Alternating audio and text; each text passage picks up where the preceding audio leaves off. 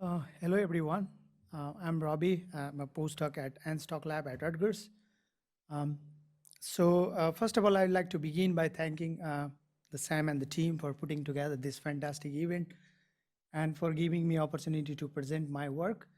So I currently work on regulatory system in bacteroides, but the research work I'm presenting you today comes from my PhD work at Oklahoma State University. So let's begin. Um, like we human beings face with a lot of uncertainties of life, facing emotional and psychological stressors. So bacteria also do experience various stressful growth conditions in nature. So in both the conditions, the stress detection and adaptation is crucial. And as you know, the resilience in human being is determines the well-being. So the bacterium ability to grow and survive completely rely on its ability to sense and respond to the stress. So one of the prominent way that these bacteria utilize to protect themselves from non-lethal stress is this mechanism called general stress response, which is usually induced by this energy stress or the environmental stress. And this general stress response is activated by this alternative sigma factor SIGB, which control the expression of the stress responsive gene. And this alternative sigma factor SIGB is utilized by a lot of gram-positive bacteria to survive under the stress conditions. And among them, the Bacillus subtilis and Listeria monocytogenes uses this unique large cytoplasmic multiprotein complex called stressosome, which have a cool name, and then activates the sigma B mediated general stress response in response to the environmental stressors. So how do these stressosome inside the cell sense the stress in these Listeria and then Bacillus subtilis? So this is one of the current model of the stressosome, which has been used since 30 years. So the stressosome has this core protein called RsbR, which is a sensor protein, and scaffold protein called RsbS. I'm sure these are different what Sean mentioned in his talk. The way it works is that this RsbR and S protein,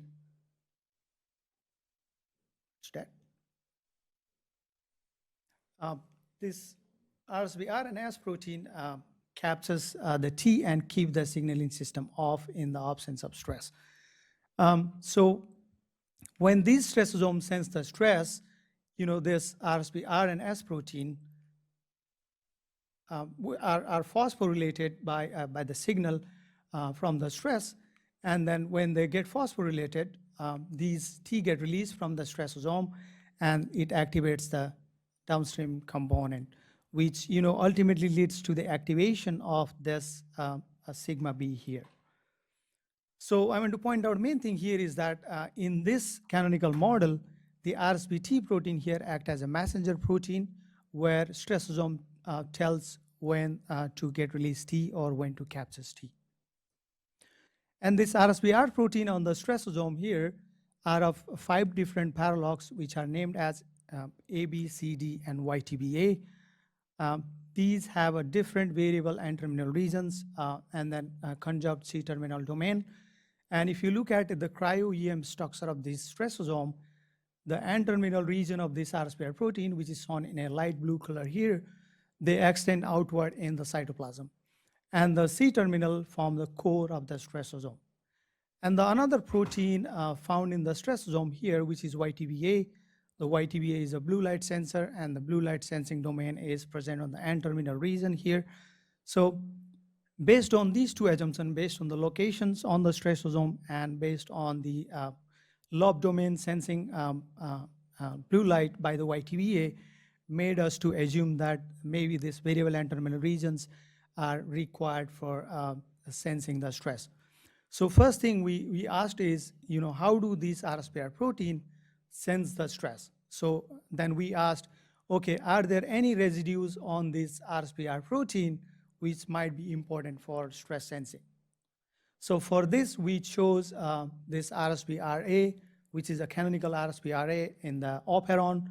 and we did a systematic substitution of these residues by alanine. We did alanine scanning. And we put it in a background that has a deletion of all these RSPR paralogs. I would say other paralogs, including RsbP, which is also one of the activator from energy stress pathway. And we used a sigma B driven lag Z reporter to measure the sigma B activity and challenge these is mutant, the point mutant of RSPRA with the ethanol. So for all the experiment, we have used ethanol as a classical stressor. And when we assess those mutants, what we found is that these substitution has impacted the magnitude and timing of the response, but did not abolish the stress sensing capability. As you can see here, some has increased response, now most of them has decreased response, and few does not change. I don't want to go through in detail. I'm also presenting a poster number 16. If you want to talk about in detail, I'm happy to answer that. So the main thing here is we could not find any sensing-led mutant or constitutive active mutants that we were looking for.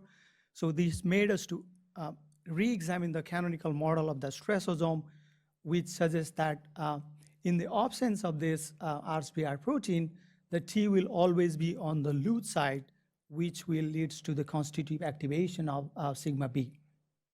So we asked, are these RSPR protein on the stressosome are required for sensing or to prevent the constitutive activation of sigma B?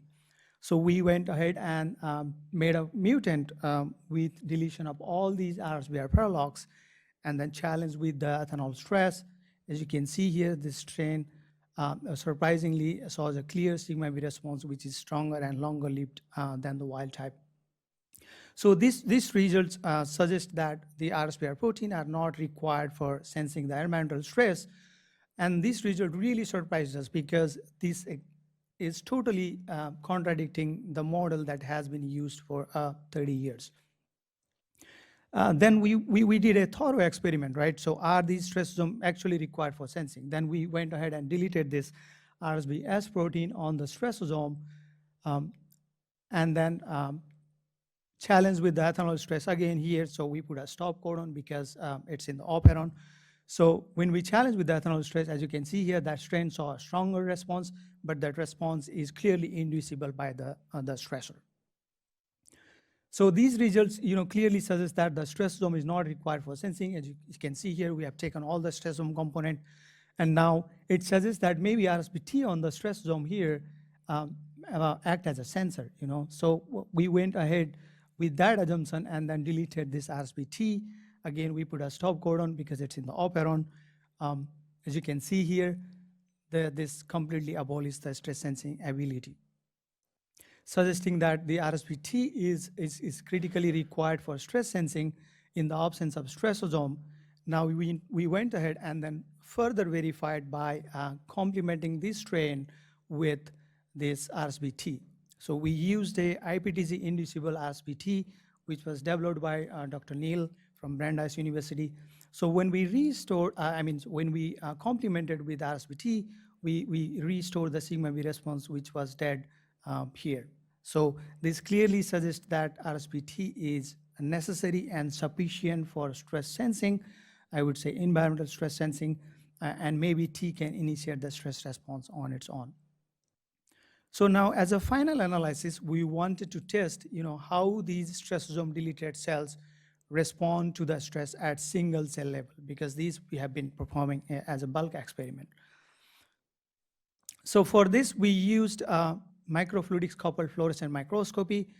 In brief, so we used a stressosome deleted strain and loaded into the channels and then flow the media with a constant flow rate containing the stress. As these cells has a sigma B driven amnion green fluorescent reporter, as they encounter the stress containing media, the sigma B is activated and shows a green fluorescence. So we measured the sigma B activity on these individual cells by measuring the fluorescence over time. So here I'm showing you a movie of the stressosome deleted strain. As you can see here, so for first 500 minutes, we allow cells just to grow in absence of stress conditions. So we don't see any fluorescence here. So after onset of stress, after 500 minutes, you see a fluorescence appearing on the cells. And this fluorescence appearing on the cells is in a pulsing pattern, and that they are repeated for the entire duration of the stress exposure. So I'll talk in a moment why this happens. And then we also quantify this, the response on individual cells. As you can see on the left panel is the sigma B response of the 25 different individual cells. And on the right panel is the average traces of those 25 individual cells. And also I want to mention here is that if you look at in this right panel, the sigma B response or activity is dose dependent. So with the increase in the stressor concentration, there is also an increase in the average magnitude of the response, which suggests that the RsBT protein is enough to sense the different concentration of the stressors and then accordingly manipulate the magnitude of the response. So the pulsing or repeated pattern that we are seeing here is not because of this capturing and release of the T from the stressosome, because we get rid of all the stressosome component. It is because of this feedback loop happening here. As you can see, there is a positive feedback and the negative feedback. So positive feedback comes from the V phosphatase and the sigma B, which gives a pulse or a peak. And after a certain point, since they are in the operon, the W kinase activity exceeds the threshold to phosphatase and then recaptures sigma B, and we see the termination of the pulses. So these results leads to revise the model that has been used for 30 years. So our data suggests that the stressosome is not necessary for stress sensing, whereas it is required just to modulate the strength and the timing of the response, where it's just ensure how quickly it can turn on or turn off the sigma B response. Whereas our data clearly suggests that the RsBT is a major sensor for sensing the environmental stressors, but at this point we don't know whether these T protein independently sense the stress or if they require other factor to sense the stress. That is something being tested in the lab. And this is really cool because this system is also conserved in Listeria monocytogenes, and we can apply the same principles on Listeria monocytogenes too. So with that, I'd like to thank the people who were part of this project. I would like to thank my PI, Dr. Matt Cabine, Dr. Steve and Neil, who helped me with the proteomics and the T-inducible system. I would like to thank all the Bacillus crew at Cabine Lab who were part of this project, the funding agency, NIS, and Department of Microbiology. And last but not the least, I would like to thank, my sincere thanks to Dr. Anstock, who encouraged me to submit the abstract, and I'm here presenting today because of her. So thank you all for your attention, and then I'm happy to take the questions.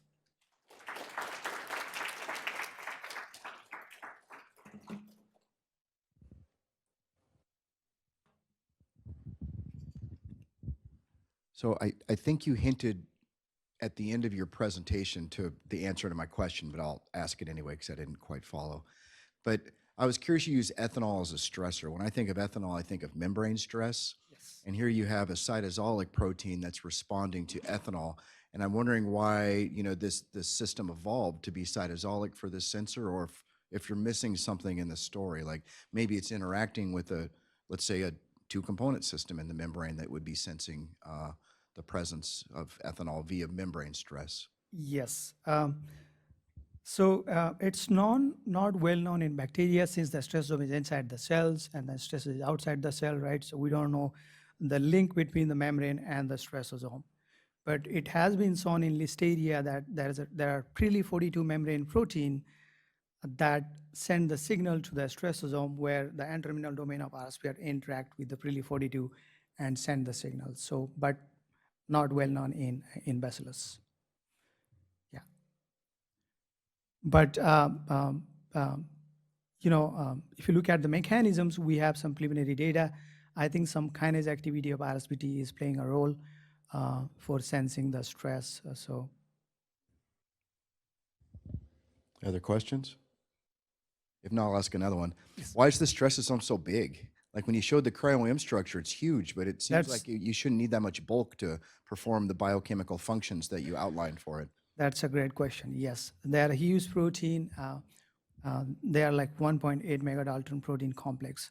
So the quick answer would be I think some of the functions are not explored yet, and another is I think they have some evolutionary flexibility and robustness. You know, when there is a mutation occurred on these the stressosome component, they can still sense the stress, but they can just alter the timing of the response.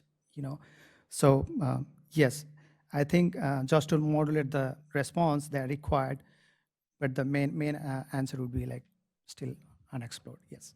Sorry, I'll ask one last quick question. Are the stressosome components, those individual proteins, are they all very well conserved as far as like maybe the firmicutes or like, you know, related organisms? And like, do you have any examples where like some components are missing, but RsbT or whichever one is the one that's important is still conserved? Like, is there any? Yes. So the stressosome component are really conserved in Listeria and Bacillus licheniformis. But some of the downstreaming component are conserved in Staphylococcus aureus and some gram-negative bacteria like Vibrio. And it has been shown that this RsBT protein in Vibrio plays an important role sensing the oxygen. You might have heard about Him80 protein. And then again there, the N-terminal domain of this RsBT protein plays a role in Vibrio for sensing the oxygen. But that's something need to be tested on Bacillus too. So. Let's thank all the speakers for the morning session again.